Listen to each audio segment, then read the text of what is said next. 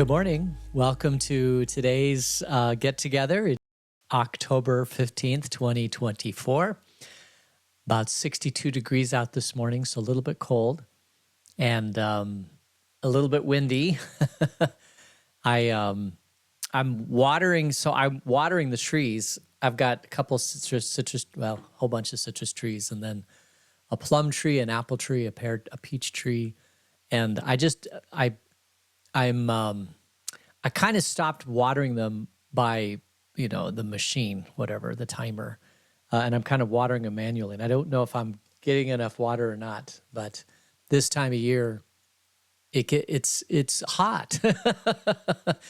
That's all I can say. In the morning, it's cold, but I think the high today is going to be in the 90s. And it's still, you would think that the heat would break, but it hasn't yet. And that's why September and October can be so deceiving. Although I will say that in the morning and the evening, it is absolutely lovely outside. We have relatives all throughout the Midwest, and it's starting to get cold in some of those areas. So I guess it's okay that, the heat of the day gets into the 90s, because at least it's not in the heat of the day, 55 degrees and raining, which you can go outside and do stuff when it's 92, but it's pretty difficult when it's 55 and raining. So anyway, thanks for joining me this morning. Hope you have a great day. We are, let's take a look at our birthdays. We don't have any birthdays today, so I'm going to close out that. Where is so an interesting thing happened yesterday. I had to really restart my computer. And so all my settings, I'm hoping this is all working, because all my other settings were just messed up all day yesterday. It was terrible. I was trying to do stuff, and, you get into a rhythm and a routine about how things are supposed to look and how it's supposed to feel. And it didn't look and feel like it's supposed to. So I had to do a little bit of work to get it back to where I think it's what I normally do. But we'll find out. You might... Something may mess up here in this study, so have patience and faith. Let's see. Let's go ahead and get into our study. We are in a sad time, a fiddler on the roof time. We are in 2 Kings chapter 17, and Israel has fallen. Israel's been deported to all sorts of areas. This is the deportation that happened by Shalmaneser in 724 to 729 BC. And they left Samaria, and they went to Gozam, and they went to Nineveh. So they plundered the people, and they took them to be slaves, I'm imagining, in these places. But it's not going to go so well. Well, let's just read and see kind of what happens. So let's begin reading. We left off at verse 23. Let's start at verse 24. The king of Assyria brought people from Babylon, Cuthah, Ava, Hamath, and Sepharvaim, and settled them in the towns of Samaria to replace the Israelites. And they took over Samaria and lived in its towns. So Samaria is a region here. And Samaria, of course, is the capital, but there's towns around Samaria. And what the king did is he took all the people out of Samaria, resettled them closer to him, and then he went to all these different towns, Cuthah and Babylon and Avon, Hamath and Sepharvaim, and settled them in the towns of Samaria. And this was a way, if these people are loyal to him, this is a way to extend his empire, to have people in place that are loyal to him. It would almost be as if, let's say we are at war with Cuba, and Cuba is a sovereign nation, and we want to have peace with Cuba. We could, send emissaries and envoys and negotiators over there and try to make peace. But kind of underhanded in another way you could do it would be just basically to take all the people out of Cuba, resettle them throughout the United States, a little bit here, a little bit there, and then take take United States citizens and resettle them in Cuba with the assumption that they will stay and remain faithful to the United States. Now, that's a bit of a gamble. It depends upon how much loyalty they have to their home and whether or not they would remain loyal. I mean, if you left, let's say you left Tucson and you decided to go live in Cuba, Havana, would you remain loyal to Tucson, the United States, or over time would you become more loyal to the land that you're living in? And especially if there were some indigenous people that were still there, would you remain loyal to them? Of course, there's no research on this, especially not at the time of the king, right? Sepharvaim, whatever his name is, Shalmaneser. So, but he's assuming that this is a good way to do this. And so he deports the people. All right, so verse 25. When they first lived there, they did not worship the Lord. So he sent lions among them, and they killed some of the people. And it was reported to the king of Assyria, the people you deported and resettled in the towns of Samaria do not know what the God of that country requires. He has sent lions among them, which are killing them off because the people do not know what he requires. So he takes all these people from all these different villages and brings them into Samaria. And all of a sudden, God sends lions in Samaria. I was reading one commentary that said that when he deported the people, he left some dead bodies around. And maybe the lions were coming to eat all the dead bodies. I don't know. It's kind of gruesome when you think about it.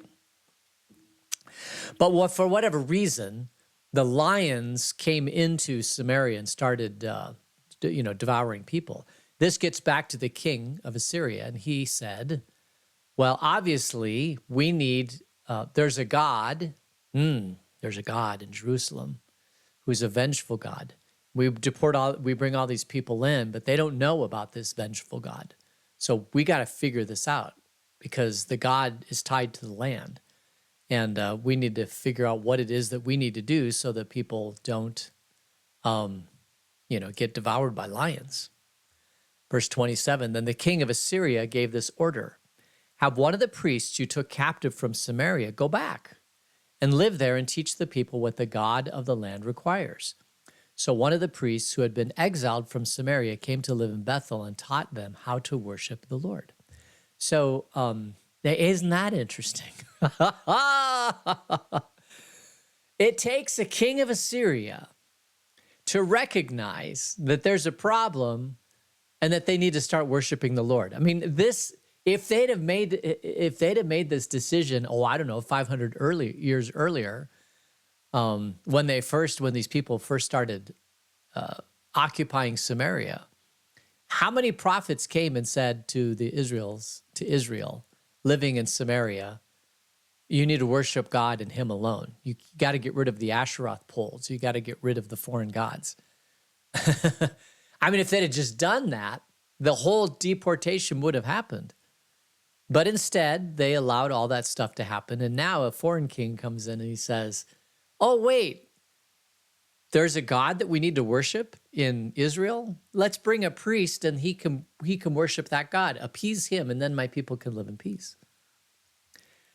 Verse 29, nevertheless, each national group made its own gods in the several towns where they settled and set them up in the shrines the people of Samaria had made at the high places. The people from Babylon made Succoth-Benoth. Those from Cuthah made Nergal, and those from Hamath made Ashima. The Avites made Nibhaz and Tartak. And the Sepharvites burned their children in the fires as sacrifices to Adramelech and Anamelech, the gods of Sepharvaim. They worshipped the Lord, but they also appointed all sorts of their own people to officiate for them as priests in the shrines at the high places. They worshiped the Lord, but they also served their own gods in accordance with the customs of the nations from which they've been brought. So now Now he's really made a mess of it, hasn't he? He takes out all the Jews, resettles them into Babylon. Then he takes all these different people, brings them in, and they bring all the foreign gods. And so they're all, arming their way, muscling their way into the high places so they can worship their own gods at the high places. So instead of just being one or two gods that were in Samaria, now there's at least 5, 6 gods here, plus the God of Israel. And they're all trying to worship their gods here. This is what you call a pluralist society. This is multi-godded society. It doesn't get much more multi-godded than this. And I'm sure each of these own gods had their specialties about what they did and how they were to be worshipped. It's probably very similar to the Greek gods, where you have Poseidon and you have Zeus and you have Aphrodite and all these different gods. It's probably very similar, except since they all come from their own area, it's not like you've even delineated the gods. You just brought in a whole bunch of foreign gods thinking, oh, isn't this going to go wonderful? It sounds horrible.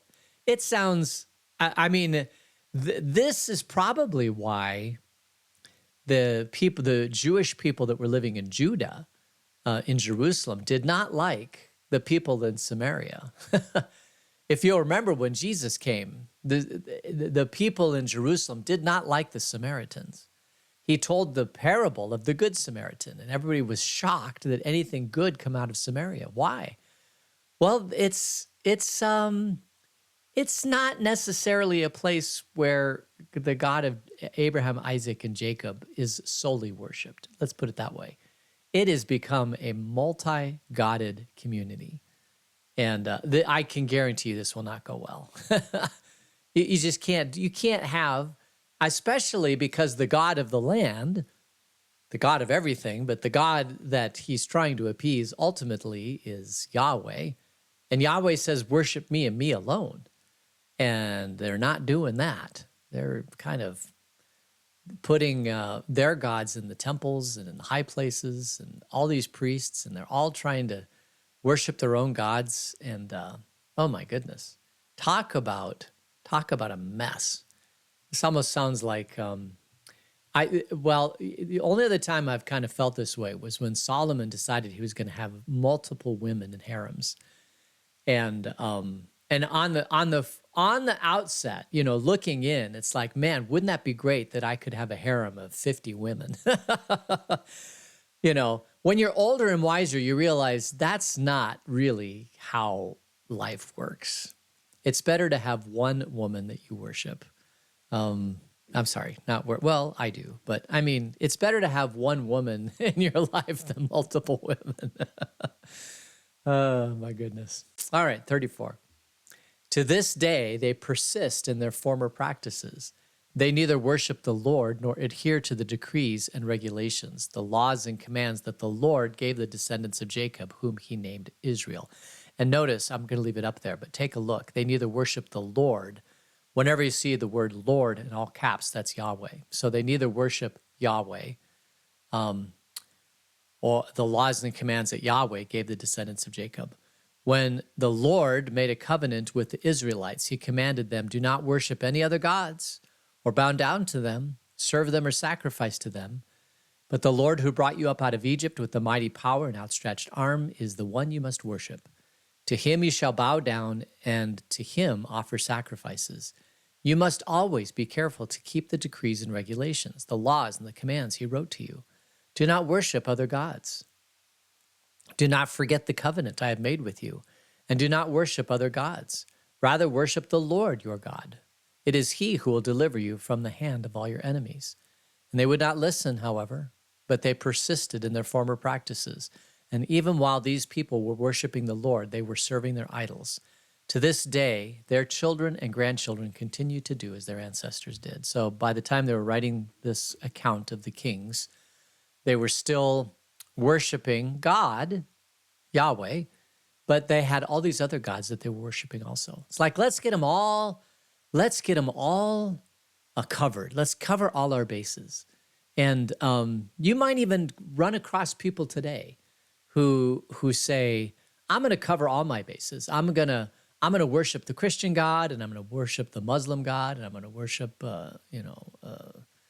Confucius and all the other Eastern religions, and I'm gonna go once in a while to all these different places and kind of cover all my bases. So whichever one is the one true God will have, or maybe there's multiple gods, and I'll just make sure I got all my bases covered, because there's that way I'm sure I'm covered. I was thinking that it was interesting that recently Pope Francis, I think it was maybe 2 weeks ago, made a decree that all paths lead to heaven. And this is not Orthodox Christian theology. I mean, this is like Babylonian theology. I cannot, and I have not researched this, so I don't know just because I heard it, doesn't necessarily mean that it's true. I don't spend all my day researching what the Pope says. So it's quite possible that whatever he said may not have been that. So there's that, right? But in a way, he is correct. All paths do lead to God. I know you're shocked, but someday there is a judgment. Someday the trumpet shall sound, the dead shall rise, and all of us will stand face to face in front of God. Whatever path you took on this earth, you will stand in front of God and give an account for what you did on this earth. It's called Judgment Day. And it doesn't matter who you are or what God you worshiped or any of those things. At some day, you will have to stand before the creator of the universe. And so if that's what he said, I'm kind of on board with that. But if he said that all paths make you righteous before God, which I cannot imagine a pope saying, that is not true. There's only one path. No one can come to the Father except through me, said Jesus. I'm the bread of life. He who believes in me shall not falter. No one can come to me unless the Father draws him, and I will raise him up on the last day. John, is that John 6? Somewhere in John. I know that's in John. These are words of Jesus that are true. No one can come to me unless the Father draws. Well, and that's a good verse for predestination. If you are Calvinist, that's your favorite verse. No one can come to me unless the Father draw him. Or if you're anti-Pelagianism, if you're from the theology of Augustine. All right, let's move on again. Let's go to chapter 18. Oh wait, before we do, we're kind of now we're done with Israel. Israel's on its own path. It's on autopilot. I don't know if we'll see Israel again necessarily, unless they're conquering Judah or if they're an enemy of Judah. But that was the last king of Israel. And now they're all deported and they don't exist again. They do come back. The King Artaxerxes, the Persian Empire, the Achaemenid Empire, Cyrus the Great allows these people to go back and populate Jerusalem, which they do. And then he allows them to rebuild the temple, which they do. And they build the wall around the temple, which they do. And then the Babylonians are conquered by the Assyrians, conquered by the Artaxerxes, the Achaemenid Empire, the old Persian Empire. And then they eventually get conquered by the Roman Empire. So by the time of Jesus, all of these empires have gone away, and it's Roman, which, by the way, was an impressive empire. I mean, when it comes to empires, Roman Empire is pretty impressive. All right. Don't know how I got there. Okay, yeah, we're no longer Israel. We're going to look at Judah. So in the 3rd year of Hoshea, son of Elah, king of Israel, Hezekiah, son of Ahaz, king of Judah, began to reign. He was 25 years old when he became king, and he reigned in Jerusalem 29 years. His mother's name was Abijah, daughter of Zechariah. He did what was right in the eyes of the Lord, just as his father David had done. He removed the high places, hallelujah, smashed the sacred stones and cut down the Asherah poles. He broke into pieces the bronze snake Moses had made. For up to that time, the Israelites had been burning incense to it. It was called Nehushtan. Hezekiah, do you remember that story? The bronze snake pole. Well, they started worshiping the pole. You'd think, well, but yeah, Moses made it. Yeah, well, Moses didn't want you to worship the pole. He wanted you to worship God. We always want to worship. In the Seventh Lateran Council of the church. So the church was completely united up until 1054 AD, when the Eastern Church and the Western Church split. Up until that time, they had these things called ecumenical councils, where they would bring all the bishops from all the different lands. They would come. The first one was in Nicaea in 325 AD. And then they had 7. As a united church, they had 7 ecumenical councils. And so the decrees that came out of the ecumenical councils are, I wouldn't say they're binding, but it's at a point where the church, remember the church at this point is in Constantinople, the Hagia Sophia church. The church was fairly united. But the last Lateran Council, the question was on iconography. Should you worship icons or not? And of course, the Eastern Church, which to this day still worships icons, they have, if you've ever been to Greece, you'll see, and go into these churches, you'll see these icons, pictures of Jesus and pictures, and they kind of worship the icons. And they don't worship the Jesus behind the icon. And this came to a head at the Seventh Ecumenical Council, where they decided, no, you can't worship icons, and we need to get rid of these things because the God behind the icons is who we worship. We don't worship the icons. Iconography. Anyway, and that was really probably the thing that was pushing the Eastern Church to split from the Western Church, because your worship practices, as you can see, are very, very, very deeply embedded. If it's something you do for your whole entire life, worshiping icons, and then somebody comes and says you can't do it anymore, this is not going to go well. I can guarantee you. I know. Trust me, I know. You change worship practices, and you're going deep, deep, deep, deep into people's psyche and their history and their understanding of God. So when this king, Hezekiah, becomes king, who, by the way, is a good king, when he becomes king and he starts tearing down the Asherah poles, he is doing exactly what God had wanted Israel to do all along, and what he hopes that Judah does. This is exactly what a king is supposed to do. A king, as a good leader, is supposed to say, we are worshiping one true God and him alone, and we're going to get rid of anything that isn't him. All right? Man, that goes for us too. We have so many things that we worship. A great book is Tim Keller's No Other Gods. And it goes into the first commandment, you shall have no other gods besides me. And in this book, he talks about how we as humans like to worship all sorts of things. We don't call it worship, but he says anything that you put primary and first in your life can end up being a god in your life. And don't let it. The only thing that should be first in your life is the God of Abraham, Isaac, and Jacob, Yahweh, Jesus. If he is first in your life, and everything else is subsidiary or secondary to that, seek first the kingdom of God and his righteousness, and everything else will be added unto you, Matthew 6:33.